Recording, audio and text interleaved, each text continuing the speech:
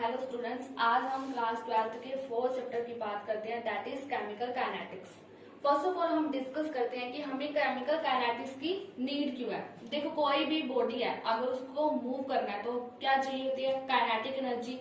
उसी तरह हमारे पास क्या होता है, अगर हमारे को मान लो अगर हमारी बॉडी में भी कोई भी रिएक्शन हो रही है, ठीक है, अगर कोई रिएक्शन हो रही है तो उस रिएक्शन को होने में कितना टाइम लग रहा है, उसके लिए हमें क्या होती है, केमिकल काइनेटिक्स की नीड होती है।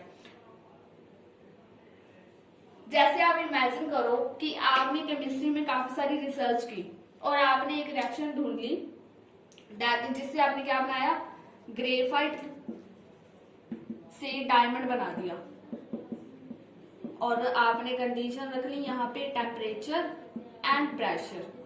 ठीक है, आपने क्या किया, आपने कहा कि टेम्परेचर एंड प्रेशर कंडीशन रखने पे हमने क्या किया, ग्रेफाइट से डायमंड बना दिया। अब आप सबसे पहले क्या चेक करोगे कि ग्रेफाइट टू डायमंड बनने में कितना टाइम लगा, उसे हम बोलते हैं रेट ऑफ रिएक्शन।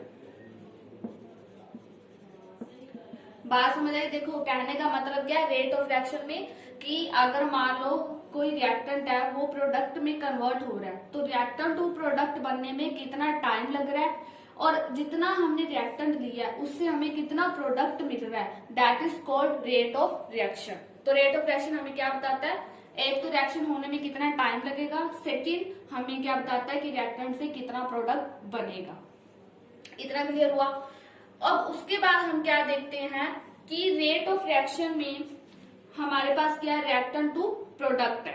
ठीक है, हमने क्या किया, इनिशियली जब हमारे पास टाइम T1 है मान लो, ठीक है, तो मान लो जो कंसंट्रेशन रिएक्टेंट की है वो लेट अस कंसीडर R1 है, इनिशियल कंसंट्रेशन, एंड प्रोडक्ट की कंसंट्रेशन हमारे पास क्या है, P1। इसका क्या मतलब है, रिएक्टेंट हमारे पास काफी है, प्रोडक्ट हमारे पास अभी 0 है। जब हमारे पास टाइम T2 आया तब क्या हुआ, रिएक्टेंट से कुछ प्रोडक्ट बना, तो at time T2 concentration of reactant let us consider क्या है, R2, एंड प्रोडक्ट की कंसंट्रेशन क्या है हमारे पास, P2। ये है। अब हमने क्या निकालना है, इसका रेट फाइंड आउट करना है। रेट हम कैसे निकालेंगे, इसको होने में कितना टाइम लगा, सेकेंड रिएक्टेंट से प्रोडक्ट कैसे बना। तो रेट इज इक्वल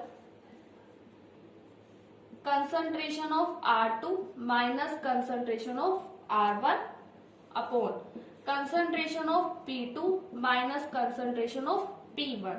ये जो स्क्वायर ब्रैकेट है that indicates the concentration, concentration हो उसके लिए हम स्क्वायर ब्रैकेट लगाते हैं।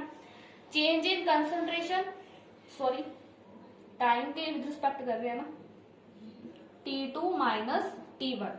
Change in concentration with respect to time, change को हम कैसे रिप्रेजेंट करेंगे, डेल्टा से। डेल्टा मीन्स स्मॉल चेंज, मतलब लार्ज चेंज, और D मीन्स स्मॉल चेंज। तो ये आ गया हमारे पास R अपॉन में डेल्टा T। अगर आप बुक्स देखोगे तो उसके आगे माइनस लगा होता है। माइनस का साइन क्या इंडिकेट करता है, इसमें देखो अगर हम R2 और R1 ले तो R1 की कंसंट्रेशन ज्यादा है एज कंपेयर टू R2, क्योंकि R1 हमारे पास ज्यादा है। जब टाइम T आया तब रिएक्टेंट से कुछ प्रोडक्ट बना, तो यहाँ पे हमारे पास वैल्यू क्या आएगी, नेगेटिव, तो उसको पॉजिटिव करने के लिए यहाँ पे नेगेटिव का साइन लगाते हैं। इतना समझ आया? देन उसके बाद अगर हम प्रोडक्ट की कंसंट्रेशन निकालें, और इसको ऐसे भी लिखा होता है, rate of disappearance of reactant. Disappearance का मतलब क्या है, रिएक्टेंट की कंसंट्रेशन डिक्रीज हो रही है। ठीक है, वही प्रोडक्ट की कंसंट्रेशन क्या हो रही है, इंक्रीज। तो rate of increase of product, उसका रेट आपके पास क्या बनेगा, rate is equal to P2 minus P1, T2 minus T1। Change को हम रिप्रेजेंट कैसे करते हैं, delta P upon delta T। अब इसके आगे हम माइनस नहीं लगाएंगे, क्यों, क्योंकि P2 की वैल्यू ज्यादा है P1 से, तो वैल्यू हमारी क्या आएगी, पॉजिटिव। मैंने आपको सबसे पहले क्या बताया, rate of reaction. Rate of reaction का मतलब क्या है, रिएक्टेंट टू प्रोडक्ट बनने में कितना टाइम लगेगा, एंड रिएक्टर से कितना प्रोडक्ट बना है उसको हम क्या बोलते हैं, रेट ऑफ रिएक्शन।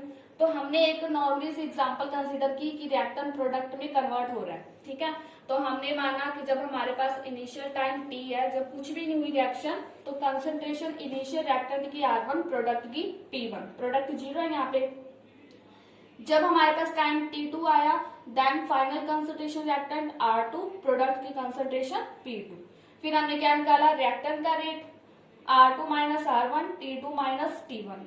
यहाँ पे नेगेटिव साइन क्या इंडिकेट करता है कि R1 की वैल्यू क्या होती है, R1 बड़ा है R2 से, तो वैल्यू नेगेटिव आएगी। उसको पॉजिटिव करने के लिए हमने यहाँ पे नेगेटिव का साइन लगाया। उसके बाद मैंने क्या लिखा, प्रोडक्ट का rate P2 minus P1, T2 minus T1, then change is represent by delta P upon delta T। P1 छोटा है P2 से, दैट्स वाई यहाँ पे नेगेटिव साइन हमने नहीं लगाया। अभी तक हमने इतना पढ़ा। अब हम क्या देखेंगे, सबसे पहले हम इसके यूनिट देख लेते हैं। यूनिट क्या होंगे, चाहे वो आपके पास प्रोडक्ट की कंसंट्रेशन हो, चाहे रिएक्टेंट का रेट हो, यूनिट तो सेम ही आने हैं। हमारे पास क्या है, कंसंट्रेशन, चाहे रिएक्टेंट हो चाहे प्रोडक्ट हो, अपॉन में क्या है, टाइम।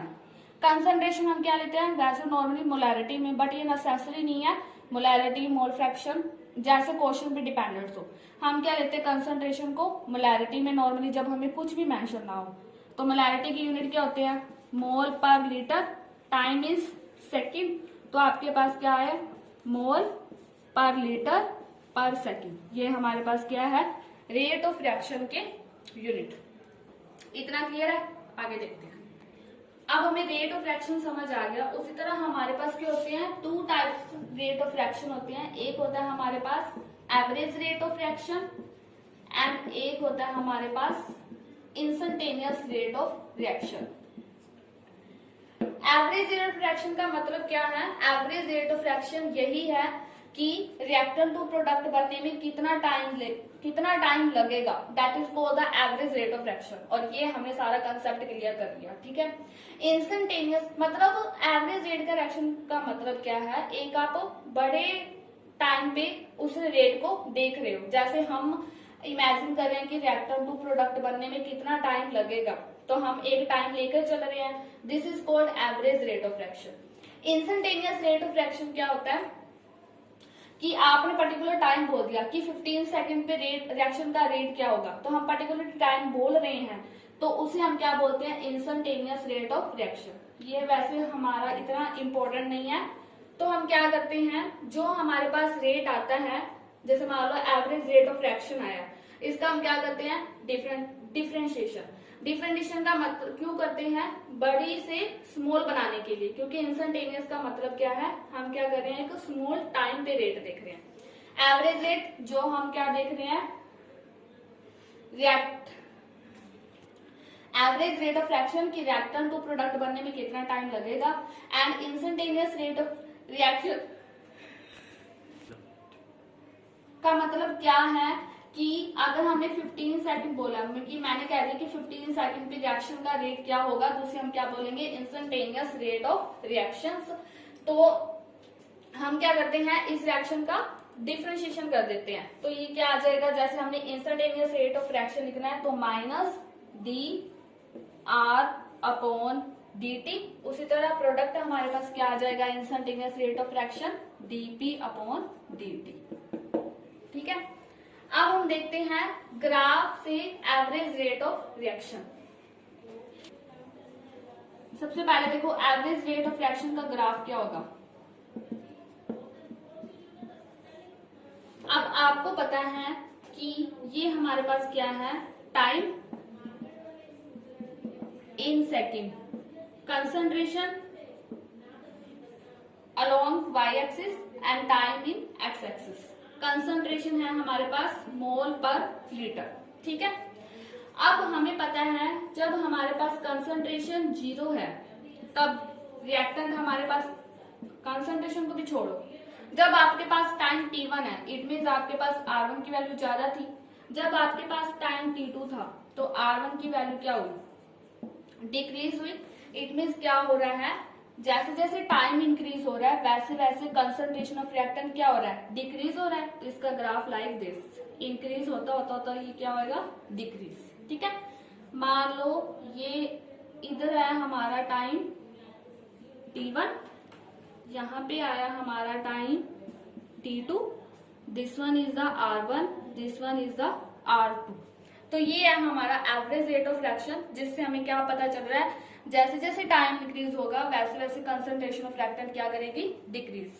अब प्रोडक्ट का ग्राफ देखो, और इंस्टेंटेनियस रेट ऑफ रिएक्शन हम कंसीडर नहीं करते। अगर आपको इंस्टेंटेनियस रेट ऑफ रिएक्शन देखना है तो आपको यहाँ से एक टेंजेंट ड्रॉ करना पड़ेगा, फिर आपको पता होना चाहिए कि टेंजेंट क्या होता है। तो इतना हमने इसके बारे में नहीं स्टडी करना। नेक्स्ट देखो प्रोडक्ट का ग्राफ, यहाँ पे वैसे ही क्या आएगा टाइम, इधर क्या आएगा कंसंट्रेशन ऑफ प्रोडक्ट। अब देखो जब हमारे पास टाइम 0 था तो प्रोडक्ट हमारे पास कुछ नहीं बने, या t1 था। जब हमारे पास टाइम t2 था तो प्रोडक्ट हमारे पास p2 सबसे ज्यादा बने क्योंकि रिएक्टेंट कम हुए। तो ग्राफ लाइक दिस, डिक्रीज होता होता ये इंक्रीज। समझ आया कि टाइम इंक्रीज होने से कंसंट्रेशन ऑफ रिएक्टेंट डिक्रीज, यहाँ पे टाइम इंक्रीज होने से कंसंट्रेशन ऑफ प्रोडक्ट, क्योंकि जितना टाइम बढ़ता जाएगा उतना प्रोडक्ट हमें मिलता जाएगा।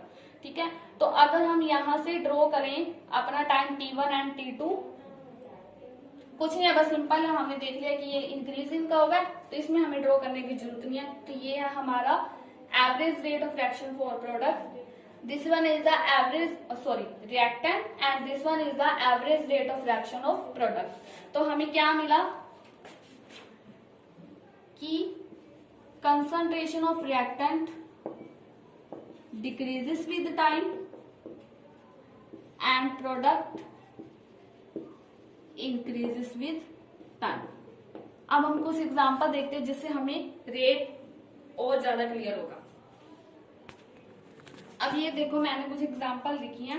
अब हमें पता है कि रेट का हमारा जनरल फॉर्मूला क्या है, माइनस कंसंट्रेशन ऑफ रिएक्टेंट, ये बात and equal to concentration of product.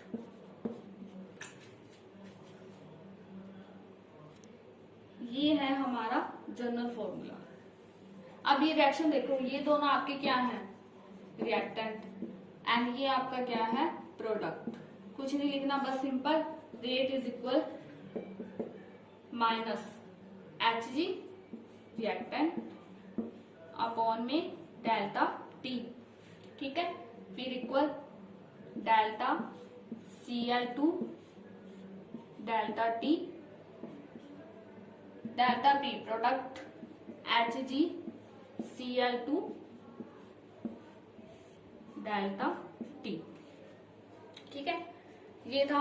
अब इसमें देखो एक चीज आपने ध्यान रखनी है, जब भी आपको रिएक्टेंट एंड प्रोडक्ट के आगे स्टोइकियोमेट्री दी हुई है तो उसको क्या लेना, रेसिप्रोकल लेना है। ठीक है, जैसे इसमें देखो रेट हमारा क्या होगा, N2 है तो minus delta R upon delta T minus N2 upon में डेल्टा T।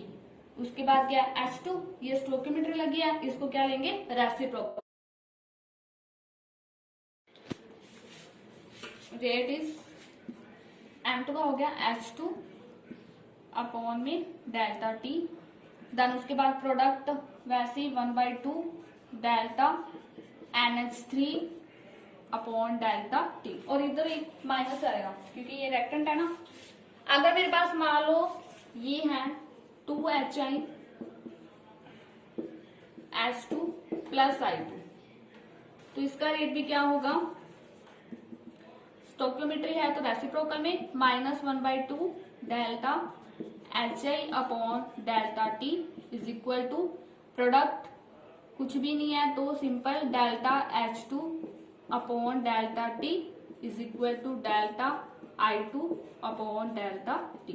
तो अब आपको रेट लिखने तो आगे होंगे, इसी के बेस पे हमारे पास एनसीईआरटी में क्वेश्चंस है। तो आज आपको मैं एक क्वेश्चन डिस्कस करती हूँ, बाकी आप देखना करके, बाकी हम कल करेंगे। ठीक है, क्वेश्चन देखो reactant changes to product concentration of A decreases from 0.5 to 0.4। ये मान लो आपका R2 है, ये हमारा क्या R1। Concentration of reactant, concentration of reactant, initial concentration and final concentration. Mole per litre in 10 minutes. Rate हमने निकालना है, मिनट्स में रेट निकालना है, ठीक है। तो अब देखो रेट का हमें फॉर्मूला पता है, that is minus delta R upon delta T. ये क्या होता है हमारे पास R2 minus R1। R1 is 0.5, R1 is 0.4, that is 0.1 minus ये आ गया हमारे पास 0.1 एंड टाइम हमारे पास कितना है 10 मिनट्स। एंड इधर देखो 2A changes to product, it means यहाँ पे क्या आएगा 1/2, तो यहाँ पे 2 मल्टीप्लाई माइनस 0.1 डिवाइडेड बाई 20। अगर इसको हम ऐसे लिख दें 100 into 10 raise to power 3 divide में 20, तो ये आ जाएगा हमारा आंसर। ये ऐसे जाएगा ना -3, 0 से 0, ये आया 5, तो 5 इंटू 10 रेज टू पावर -3। ऊपर हमने क्या ली कंसंट्रेशन, कंसंट्रेशन की unit mole per litre. Time हमें किसने दिया था मिनट में, तो पर मिनट। बाकी एक आधा क्वेश्चन मैं आपको कल करवाऊंगी, बाकी हम कल डिस्कस करते हैं।